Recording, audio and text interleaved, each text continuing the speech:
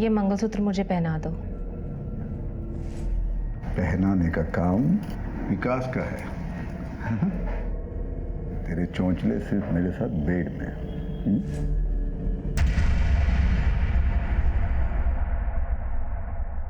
अब तो प्रभा और विकास दोनों एक दूसरे के करीब आने लगे थे। अगर अजीत सर को पता चल गया तो? अगर उसने कुछ करने की कोशिश की ना, तो उसका असली चेहरा मैं सबके सामने ले आऊंगी। विकास, तुम मेरे पति हो और वो बदन नोचने वाला भेड़िया। खैर, इस वक्त भी तुम कौन सी बातें लेकर बैठ गए हो? उसके बाद विकास की पत्नी प्रभा भी गायब हो गई, लेकिन उसके पास कहीं चले जाने का कोई कारण नहीं था। मैं समझ गई, उसे भी मार दिया गया है।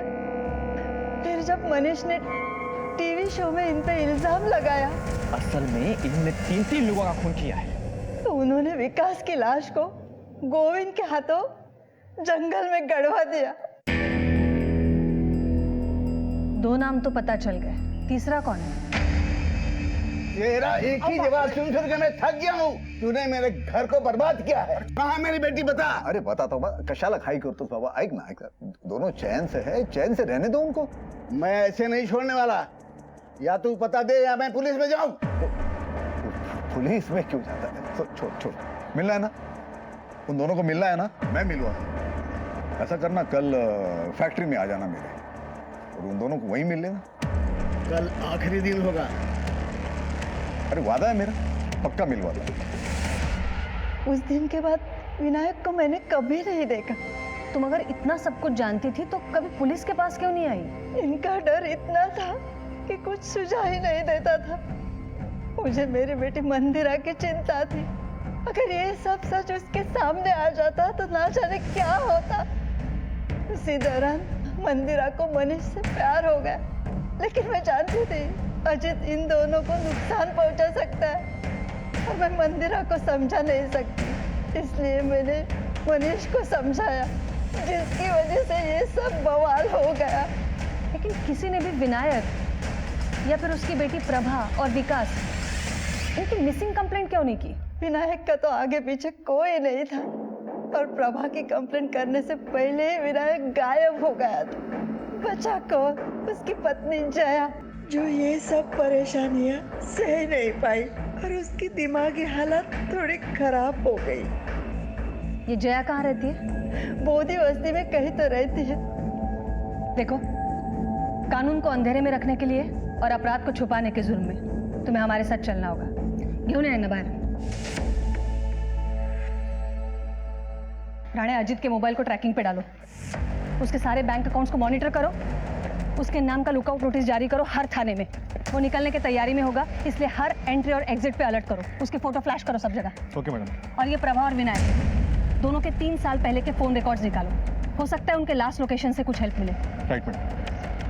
राणे, ये मनीष के कॉल रिकॉर्ड्स निकलवाओ।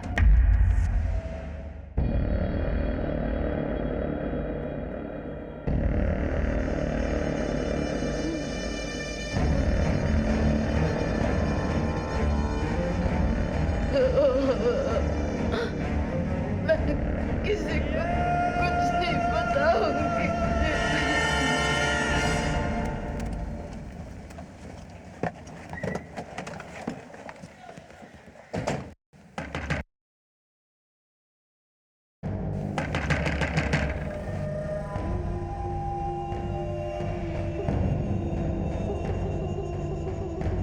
जया गोखले,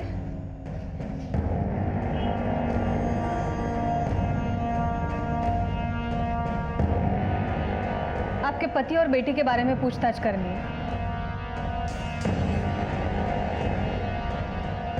प्रभा तो चली गई अपने पति के साथ शादी करके। मेरे पति उसकी शादी के खिलाफ थे। और आपके पति विनायक गोखले, बताइए। प्रभा के भाग जाने के बाद वो मुझे छोड़ के किसी दूसरी औरत के पास चले गए। ये आपको किसने बताया? अजीत भाई साहब ने।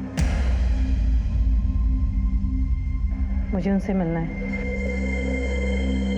आप अपने पति से आखिरी बार कब मिली थी? 3 साल पहले अजीत भाई साहब के वर्कशॉप में उनसे मिलने गए थे। उसके बाद यहाँ कभी नहीं आए। आपको वो मिले क्या? तहकीकात शुरू है, अगर कुछ पता चलता है तो हम आपको ज़रूर बताएंगे। बताना, मुझे कुछ पता चला तो मैं भी बताऊंगी। चला Rane.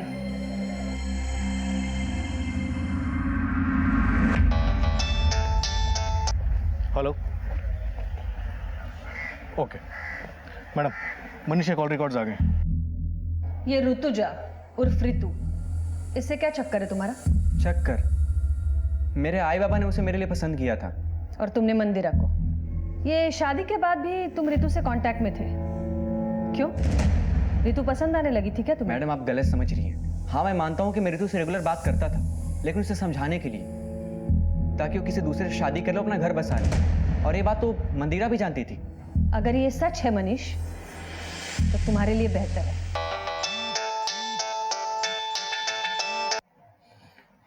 Hello, okay madam, women नगर के गेस्ट हाउस में अजीत ने अपना कार्ड यूज किया है पेमेंट के लिए, लेकिन उसका फोन अभी भी स्विच ऑफ है। गेस्ट हाउस का नाम पता करो क्या है।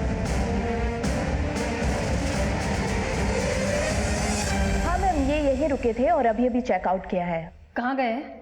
मैम वो यहाँ से एयरपोर्ट के लिए टैक्सी बुक करके गए हैं। टैक्सी नंबर दे सकती हैं आप?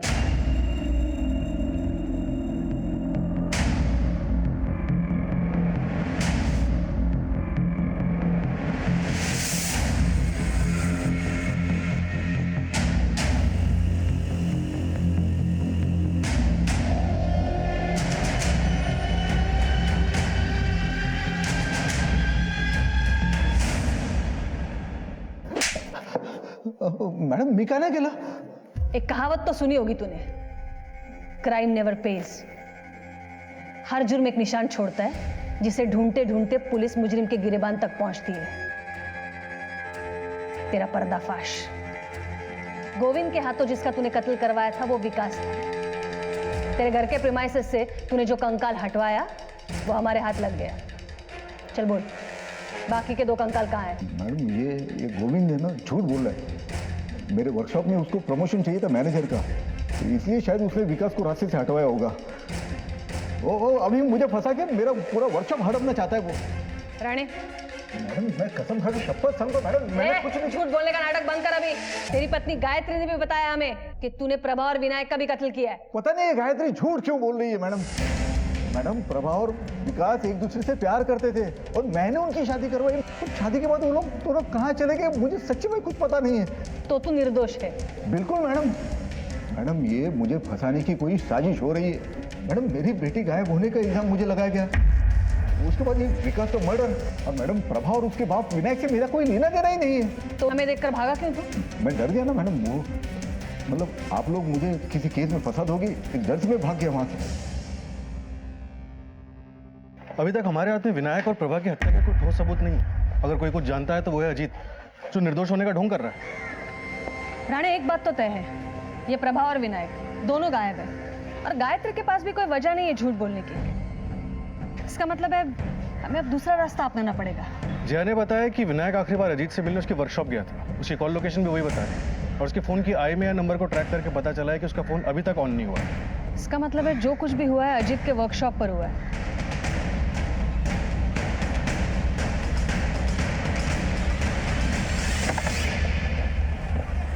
चप्पा चप्पा छान मारो। देखो उधर।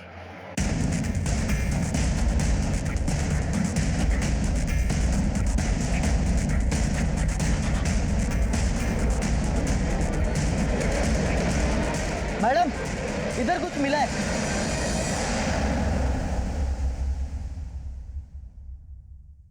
ये ड्रम में कोई सीमेंट इस तरह जमा करके क्यों रखेगा? काफी गड़बड़ है।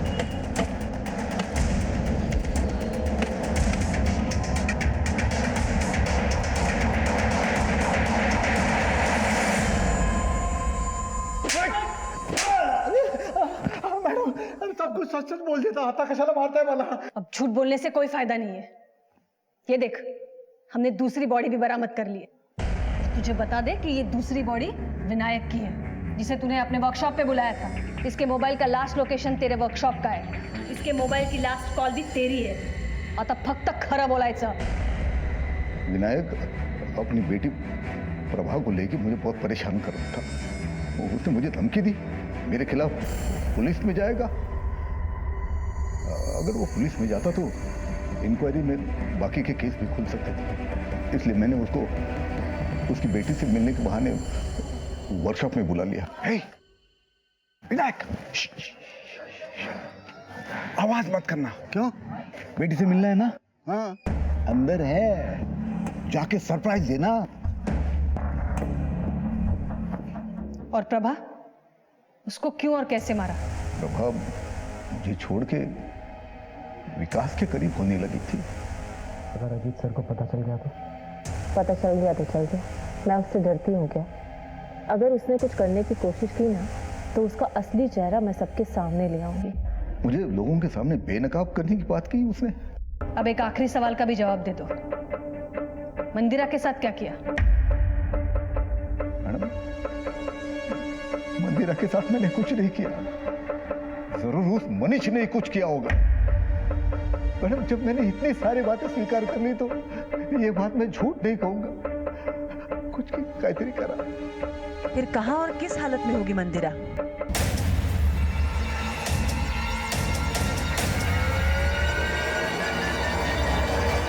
ट्रीटमेंटर्स की बात तो कबूल कर ली, लेकिन मंदिरा की बात पड़ा हुआ है। चलो ठीक है, मान लेते हैं सच बोल रहा है। पर ये मंदिरा को गायब करने के पीछे किसका हाथ हो सकता है? कहीं ये मनीष तो नहीं?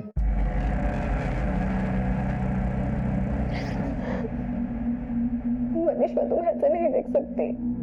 तुमने तब से मंदिरा मंदिरा की रट लगाई हुई है, और एक वो है जिससे तुम्हारी थोड़ी सी परवाह नहीं। प्लीज रितु, मेरा दिमाग वैसे भी डिस्टर्ब है। कम से कम तुम तो ऐसी बातें मत करो। हाथ जोड़ता तुम्हारे सामने, मुझे अकेला छोड़ दो।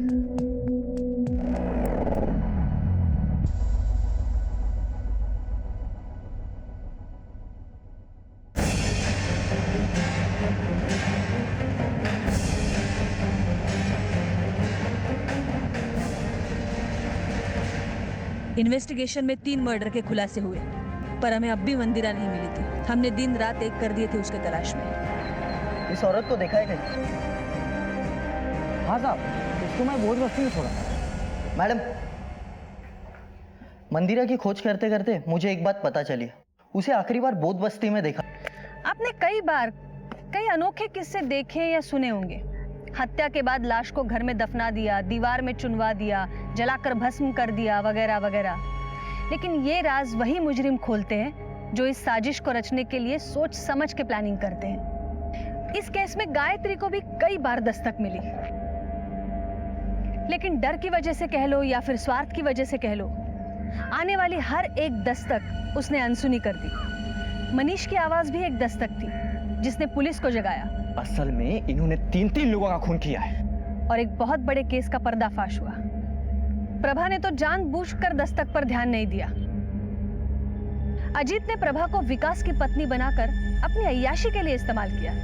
जाहिर है इस रिश्ते का कोई भविष्य नहीं था।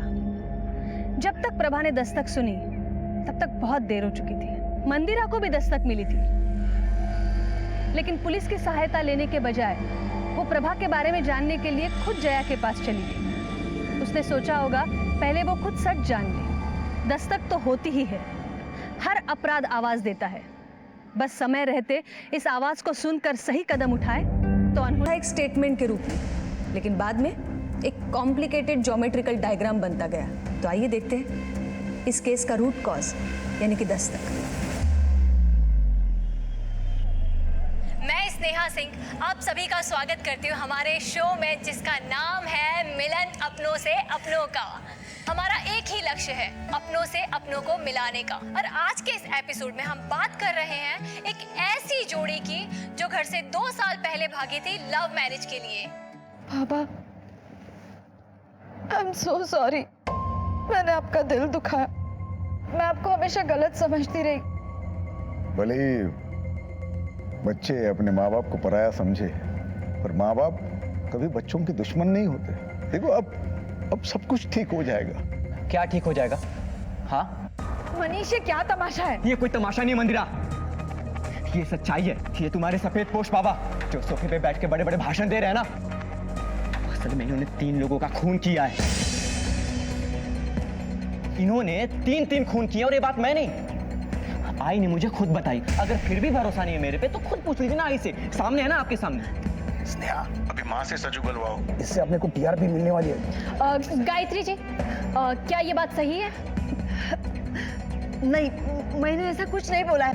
आपने ही बोला था ना कि मंदिरा को लेके भाग जाओ, वरना मंदिरा के बाबा तुम्हें जान से मार देंगे। बोला था कि नहीं? आप सबके पब्लिक के सामने बता दो बस। अरे ये क्या बोलेगी? मैं बताता हूं ना, मंदिरा का हमसे समझौता तुझे मंजूर ही नहीं है, क्योंकि तू मंदिरा को खुश देखना नहीं चाहता। और ये जो हरकत की है ना तुमने, इससे साबित हो रहा कि हम गलत नहीं थे, तेरी चाहत ही ऐसी है हमारी ऐसी चाहत, हम मानते हैं, लेकिन कम से कम आपके साथ खूनी नहीं है। चुप, बहुत हो चुका। और तू सुन ले, तेरा ये फैसला है ना, ये उस वक्त भी हमें मंजूर नहीं था और आज भी मंजूर नहीं है। इसके आगे अपनी शक्ल मत दिखाना हमें। बाबा बाबा बाबा बाबा प्लीज उन्हें माफ कर दीजिए, प्लीज बाबा प्लीज ऐसा मत कीजिए। मैं उनकी तरफ से आपसे माफी मांगती हूँ। अरे मर गए तेरा आई बाबा। चल। अजीत जी, प्लीज, हमें आपसे 2 मिनट ए भैया, तेरी नौटंकी बंद करो। ये तेरे शो पे ना मैं मानहानि का दावा ठोक सकता हूँ। सर ऐसी बात नहीं है, प्लीज आप 2 मिनट। चल। बाबा सर प्लीज रुकिए सर।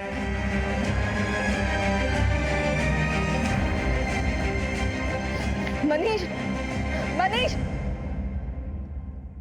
टीवी जैसे मनोरंजन के माध्यम पे मनीष ने एक हलचल मचा दी थी। एक लाइव शो में सब लोगों के सामने अपने फादर इन लॉ अजीत पर एक संगीन आरोप लगा दिया, जो अखबारों की सुर्खियों में आ गया। मामला बड़ा था, इसलिए पुलिस टीम ने भी जांच करने के आदेश पर तुरंत अमल करना शुरू कर दिया।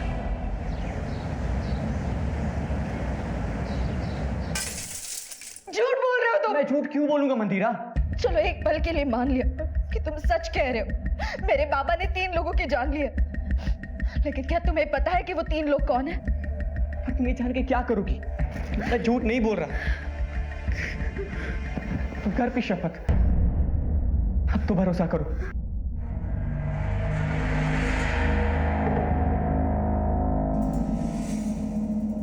ये क्या चल रहा है आपके सेट पर?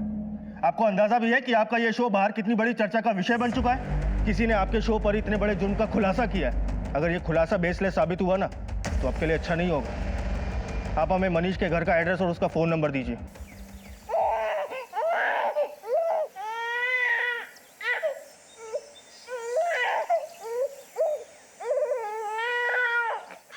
मंदिरा, क्या हुआ मेरे घर को? क्या हुआ? मंदिरा, अरे मंदिरा, मंदिरा, बच्चा रो रहा है यार।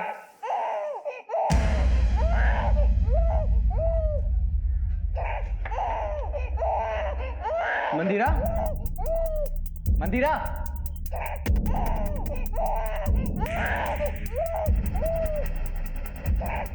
क्या हुआ?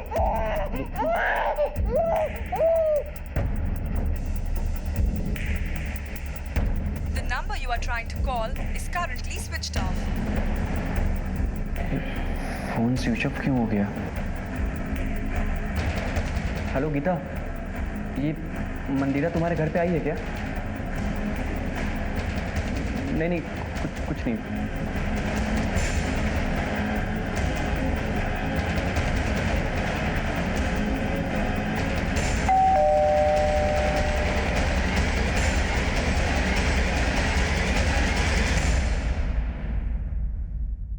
मनीष जी साहब, मैं और मंदिरा एक ही कॉलेज में पढ़ा करते थे।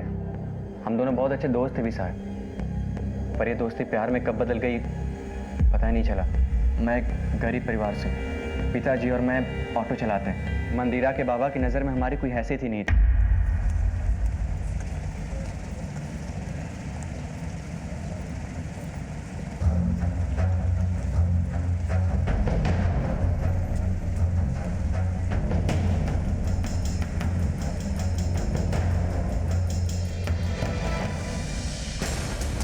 ये हिम्मत, बाबा मेरी बेटी के आसपास भी दिखाई दिया ना तो जिंदा गाड़ दूंगा वहीं पे, समझा? उस दिन के बाद मंदिरा के बाबा ने मंदिरा को घर में कैद कर दिया, फिर उसका कॉलेज भी जाना बंद करा दिया। फिर एक दिन आई क्या बोल रहे हो? अगर मुझे मंदिरा को लेके भागना होता तो कब का भाग जाता। हमें बाबा का दिल जीतना है। देख बेटा, ये दिन कभी नहीं आने वाला। तू नाही ओळखत मंदिराच्या बाबा ना। अरे वो बहुत भयानक आदमी है। मंदिरा के बाबा किसी को माफ नहीं करते। अरे 1 साल पहले तो उन्होंने 3 खून करके लाशों को गाड़ दिया है। तो तुम दोनों को भी नहीं छोड़ेंगे, तुम दोनों को मार डालेंगे वो। और एक बात, ये सब मंदिरा को कभी नहीं बताना। बस इतना कर, जितना जल्दी हो सकता है तो यहाँ से कहीं दूर चला जा मंदिरा को लेके। मेरी बात मान ले और यहाँ पे कभी वापस मत आ बेटा। मेरी बात मान ले, भाग जा यहाँ। मुझे लग रहा था कि आई सच बोल रही है, इसीलिए मैं और मंदिरा भाग निकले। 2 साल भटकते रहे। मुझे कई बार महसूस भी हुआ साहब कि मंदिरा के बाबा के लोग मुझ पर नजर रख रहे हैं। ये दर दर भटकने के बाद थोड़ी शांति मिली तो मंदिरा ने शो में जाने की जिद पकड़ ली। मैंने काफी मना भी किया साहब, पर मनीष क्या लगता है तुम्हें, तुम्हारी पत्नी कहाँ गई होगी? ये काम उसके बाबा का ही है। मैंने कई बार उसके फोन भी ट्राई किया, 2 बार रिंग भी बजे, फिर उसके बाद उसका फोन स्विच ऑफ हो गया। मैं आपके पास ही आने वाला था साहब, प्लीज मंदिरा को ढूंढ निकालो आप। हमारा एक छोटा सा बच्चा है, इसका देखभाल कौन करेगा? तुम्हारे घर वाले कहाँ रहते हैं? पुणे, केशव नगर। मंदिरा के आई बाबा भी वहीं रहते हैं। हमारा तो साहब यहाँ कोई है नहीं, इसलिए मैं भी सोच रहा हूँ कि मैं अपने बाबा के पास चला जाऊँ। लेकिन मनीष, तुम्हें डरने की कोई जरूरत नहीं है, तुम पुणे ही जाओ। और रही बात मंदिरा की, तो उसकी मिसिंग कंप्लेंट दर्ज करके हम तफ्तीश शुरू कर देते हैं।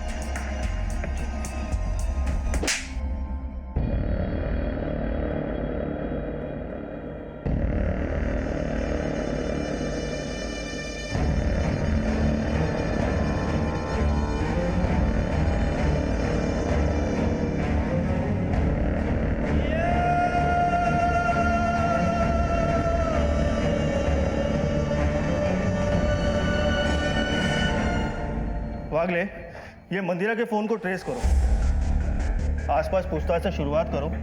कहाँ गई, कैसे गई, किसी ने कुछ तो देखा होगा। सर बात कुछ भी हो, लेकिन एक नवजात बच्चे को उसकी माँ इस तरह छोड़ के नहीं जा सकती। हो सकता है मंदिरा के पिता ने कुछ किया हो। मंदिरा के पिता को अगर कुछ करना होता तो वो मनीष के साथ करते।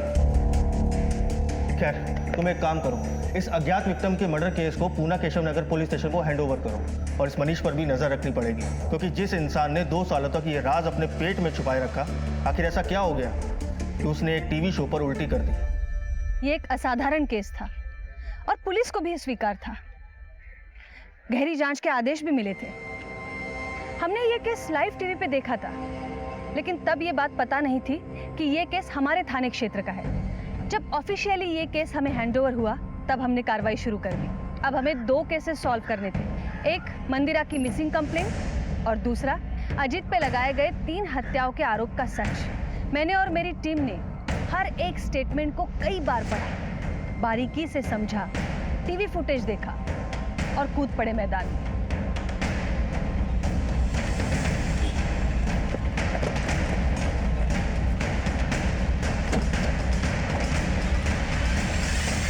सुलह करने गए थे अपने बच्ची से, सारे गिले शिकवे मिटा के उन्हें अपनाना चाहते थे, सिर्फ हमारे नवासे का मुंह देखने के लिए। हमें क्या पता हम पर कीचड़ उछलने की साजिश हो रही है। बच्चे अपने माँ बाप को पराया समझे, पर माँ बाप कभी बच्चों के दुश्मन नहीं होते। अब सब कुछ ठीक हो जाएगा। हम दोनों की जान लेकर। मतलब आप कहना क्या चाहते हो? कि अगर हम इनके हाथ लग जाते ना तो हमें ये जान से मार देते। इन्होंने 3 खून किए और ये बात मैं नहीं, आई ने मुझे खुद बताई। गायत्री जी, मनीष के स्टेटमेंट के हिसाब से आपने उसे बताया था कि आपके पति ने 3 साल पहले 3 हत्याएं की। मंदिरा के साथ भागने को भी आप ही ने कहा था, तो फिर ये इल्जाम कैसे हुआ?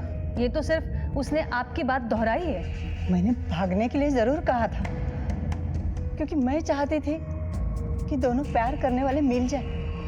लेकिन अपने पति के बारे में इतनी घिनौनी बात मैं कभी नहीं कह सकती। आपकी बेटी मंदिरा मुंबई से गायब है। क्या? यहाँ पर आई थी? वो यहाँ तो नहीं आई, वो गई कहाँ? इंक्वायरी चल रही है। 5 सितंबर को स्टूडियो से बाहर निकलने के बाद आप कहाँ थे? मैं सीधा पुणे चला आया, गायत्री को घर छोड़ा और मैं वर्कशॉप चला गया। मैडम ये मनीष झूठ बोल रहा है। उसे पकड़िए, 2 डंडे मारिए, सब सच उगलेगा। वो उसी ने कुछ किया मेरी बेटी को और अब मुझे फंसाने की कोशिश कर रहा है। तो आपने मनीष को कभी नहीं धमकाया? मैंने धमकाया था ना, क्योंकि मैं इनके रिश्ते के खिलाफ था। एक बाप होने के नाते मैं अपनी बेटी की बेहतर जिंदगी के लिए कर रहा था, लेकिन उसे कूड़े में खेलने का शौक है तो मैं क्या कर सकता हूँ। और ये बात कितनी सच है कि आपके लोग मनीष के पीछे पड़े हैं और उसे परेशान कर रहे हैं? जी नहीं, मेरा कोई आदमी मनीष के पीछे नहीं है। और मनीष को सारी बातें पता थी, सच पता था, तो 2 साल तक चुप क्यों रहा? वो पुलिस के पास क्यों नहीं गया उसी वक्त?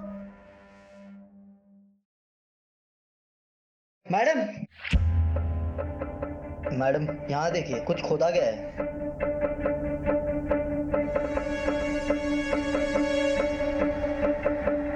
मैडम, ये सारे निशान ताजे हैं, लगता है हाल फिलहाल में खुदाई हुई है। और ये टायर के निशान भी ताजे हैं। हो सकता है ये इसी गाड़ी के हो।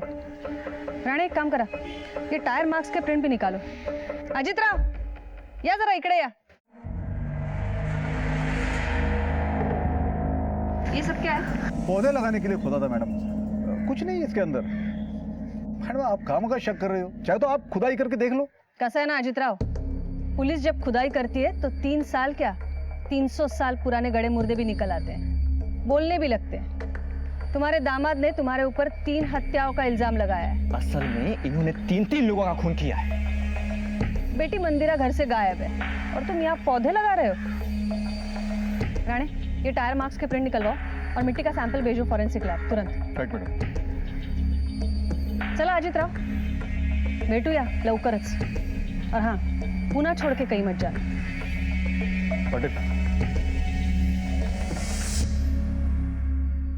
मीरा रोड पुलिस ने मंदिरा की खोज तेज कर दी और लिंक से लिंक ढूंढते हुए उन्हें ये इन्फॉर्मेशन मिली थी कि मंदिरा पुणे के लिए निकली थी। साहब क्या बताओ आपको, ये अजित राव है ना, दोगुला किस्म का इंसान है। सारे दुनिया भर के प्यार करने वालों का मसीहा बनता था, शादियां रचवाता था उनकी, लेकिन जब उसी के बेटी की पारी आई ना, उसने अपना असली रूप दिखा दिया। कहाँ ले गया तेरा बेटा मेरी बेटी को? मैं नहीं जानता। अगर मेरी बेटी नहीं मिली तो तेरे बेटे के साथ तुझे भी जिंदा जमीन में गाड़ दूंगा मैं। साहब मुझे एक बात बताइए, मेरा बेटा मंदिरा को क्यों नुकसान पहुंचाएगा? साहब वो तो उसे जान से ज्यादा प्यार करता है। ये सब ना उस अजित राव का किया कराया है। ये अजीत राव का कोई नजदीकी, कोई खास, कोई राइट हैंड जानते हो किसी को? हाँ साहब, एक आदमी है, गोविंद नाम है उसका, उसी के वर्कशॉप का मैनेजर है। साहब सुनने में आया है वो अजित राव का सबसे वफादार और राजदार इंसान है। बाबा साहब मेरा बेटा मनीष।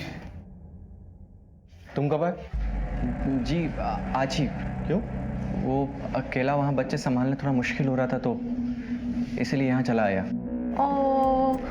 देखो ना बाबा,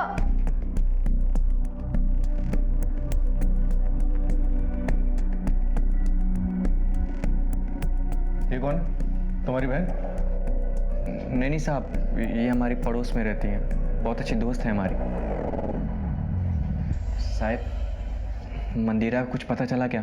पता चल जाएगा, तुम जरा होशियार रहना।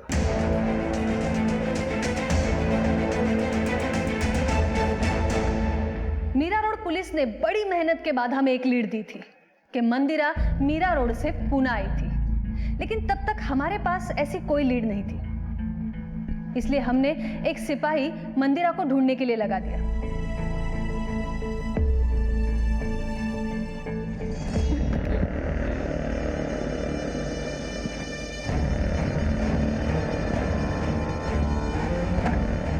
मुझे जाने दो, मेरा एक बच्चा भी है। मैंने तुम्हारा क्या बिगाड़ा है?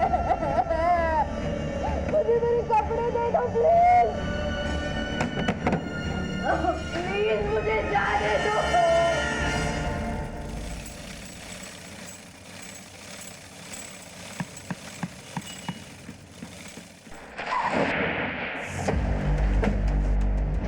जी मैडम। तुम कौन हो? जी मैं यहाँ का मैनेजर गोविंद। आपके बॉस अजीत 5 सितंबर को यहाँ कब आए थे? करीब 2 बजे आए थे, बहुत परेशान थे। हम सबने उनका टीवी शो देखा था। उनके दिल पे क्या बीती होगी ये तो वही जानते हैं। रात भर यहीं बैठे, किसी से कोई बात नहीं की, फिर वो चले गए। ये मनीष ने जो आरोप लगाया है वो सच है या झूठ है? ये अजीत पाटिल की किसी से कोई दुश्मनी है? नहीं मैडम, अजीत सर तो बहुत अच्छे इंसान है। मैडम मुझे तो लगता है मनीष का कोई गेम है। पता नहीं वो क्या चाहता है, ये तो वही जाने।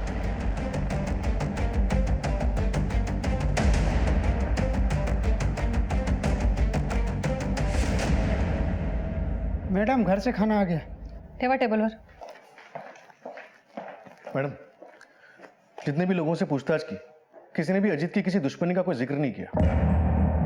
5 सितंबर को अजीत की फोन लोकेशन उसकी वर्कशॉप की थी और उसके मैनेजर गोविंद की फोन लोकेशन भी उसकी वर्कशॉप की थी। ये मिसिंग कंप्लेंट्स में क्या मिला है? मैडम 3 साल पहले की सारी मिसिंग कंप्लेंट्स छान मारी। अजीत का किसी के साथ कोई लिंक नहीं मिला। तो अजीत के कॉल रिकॉर्ड्स में क्या मिला? मैडम, आपने आकाश को बुलाया था, वो आ गया। लेकर आओ उसे। ठीक है। मैडम शो से वापस आने के बाद अजीत को 1-2 कॉल्स आए थे। उसके क्लाइंट को भी उसने फोन कॉल्स किए थे। हाँ, रात 8 बजे उसे धनौरी के एक पीसीओ से कॉल आया था। धनौरी? लेकिन ये तो शहर से बहुत बाहरी इलाका है।